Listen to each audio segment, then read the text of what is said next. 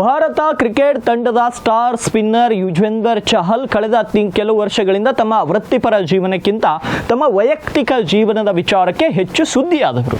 ಧನುಶ್ರೀ ವರ್ಮಾ ಅವರಿಂದ ವಿಚ್ಛೇದನ ಪಡೆದಾಗ ಚಹಲ್ ಫುಲ್ ಸೈಲೆಂಟ್ ಆಗಿ ಬಿಟ್ಟಿದ್ದಾರೆ.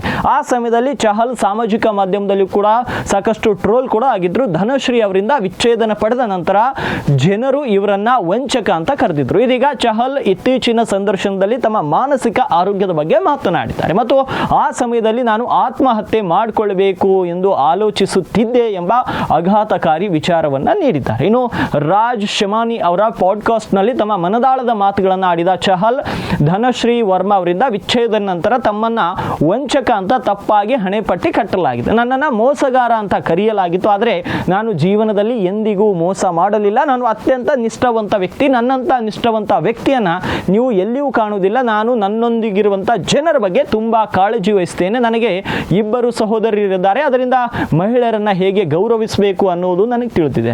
ನನಗೆ ಅತ್ಯಂತ ನೋವುಂಟು ಮಾಡೋ ವಿಷಯ ಅಂದರೆ ಜನರು ನನ್ನ ಇಡೀ ಕಥೆಯನ್ನ ತಿಳಿಯದೆ ಅವರಿಗೆ ಅನಿಸಿದ್ದನ್ನು ಬರೆಯುತ್ತಾರೆ ಅಂತ ತಾವು ಭಾವನಾತ್ಮಕ ಮಾತುಗಳನ್ನು ಆಡಿದ್ದಾರೆ ಚಹಲ್. ನಿಜಕ್ಕೂ ಚಹಲ್ ಜೀವನದಲ್ಲಿ ನಡೆದ ಘಟನೆಯ ಬಗ್ಗೆ ನಿಮ್ಮ ಅಭಿಪ್ರಾಯವೇನು? ಕಮೆಂಟ್ ಬಾಕ್ಸ್ನಲ್ಲಿ ಕಮೆಂಟ್ ಮಾಡಿ ತಿಳಿಸಿ. ಉತ್ತರ ಕರ್ನಾಟಕ ನ್ಯೂಸ್, ಇದು ಕನ್ನಡದ ಉಸಿರು.